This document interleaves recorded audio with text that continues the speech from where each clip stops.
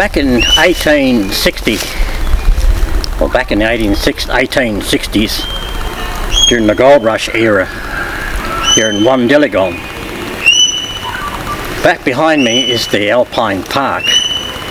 It held cycling, wood chopping, tennis and picnics and foot races and all sorts of things. That's going back 1860s. And later the park was a venue for an annual show. The Wandiligong Brass Band was the feature event in the rotunda during the 1890s and early 1900s. The population 1900s saw the demise of the sporting teams. Wandi plays its last footy game here in 1953, and the cricket ended in 1959. The Wandiligong Preservation Society fed a move, a rejuvenation, the famous Alpine concerts. And here, every year they have a nut festival. It's an area where they grow walnuts, all sorts, and more gourmet food as well. They have a festival right here, right behind me, and it involves with thousands of people. So we're going to have a look around here in Wandiligong. Yes, welcome to Trev's Bushland Adventures for another episode. We're just going to have a look around, going to have a look at the diggings and the Chinese bridge as well. Let's go, let's check it out.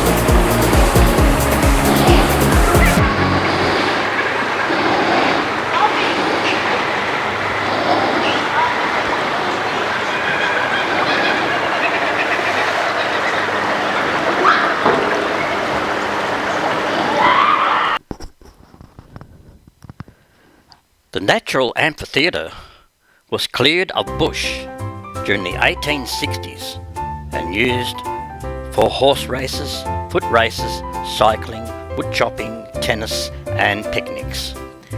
There was even a lake for swimming on the eastern side of the oval, but in 1864 it was filled in because of the maintenance problems.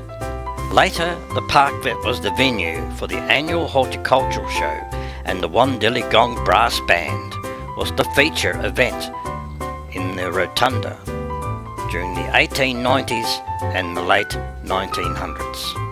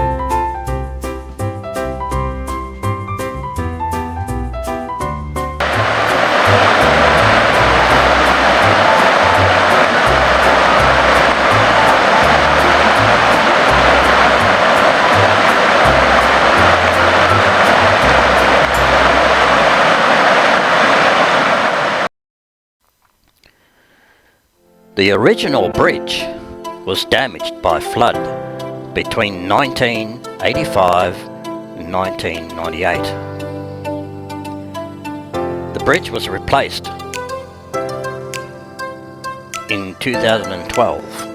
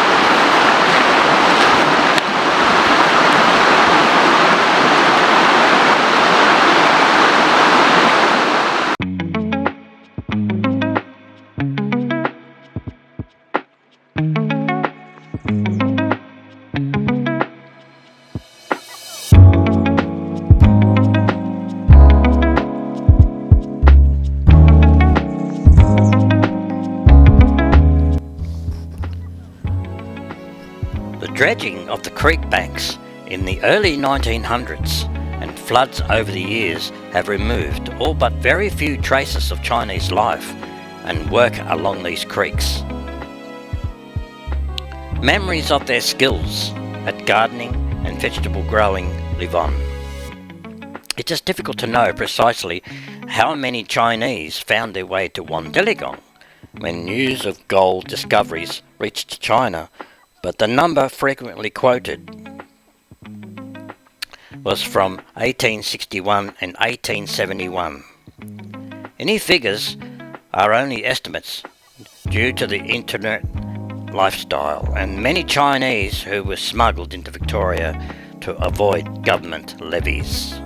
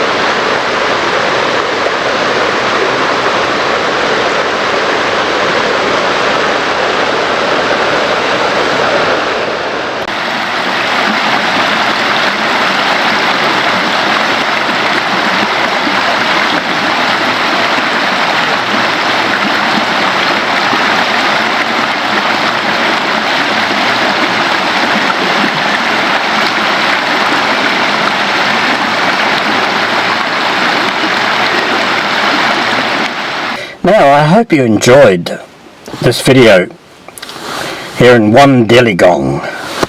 And it's not even a town, really, sort of a bush community. They do have a hotel, a pub, Wandi pub, and that's about it. And just a few lodges around where you can accommodate. If you want accommodation, I think there are numerous ones around. So it's a gold digging area here in Wandiligong, and of course you've seen the Chinese bridge. So it all sort of was full on back. Well, I guess it would have been full on way back in the 1800s. Of course, when I mentioned 1860, when they had a lot of recreation, like races, things like that, wood chopping, there was a show, lots of activities in those days. But today, you can hear a pin drop. Yeah, so, and every year around about April, they have a nut festival, a nut harvest festival. They grow nuts in the area and they harvest them around about April. So a big festival happens here in Wandiligong. Now, you saw it before at the recreation reserve I showed you earlier. And so anyway, I hope you enjoyed. Now, my next episode, I'll be taking to Aubrey, to an Aboriginal bushwalking reserve. It's a swamp area, so a bit of a walk, so we'll show you things there. It's all Aboriginal area. So that'll be West Aubrey. That'll be my next adventure. I shall see you then.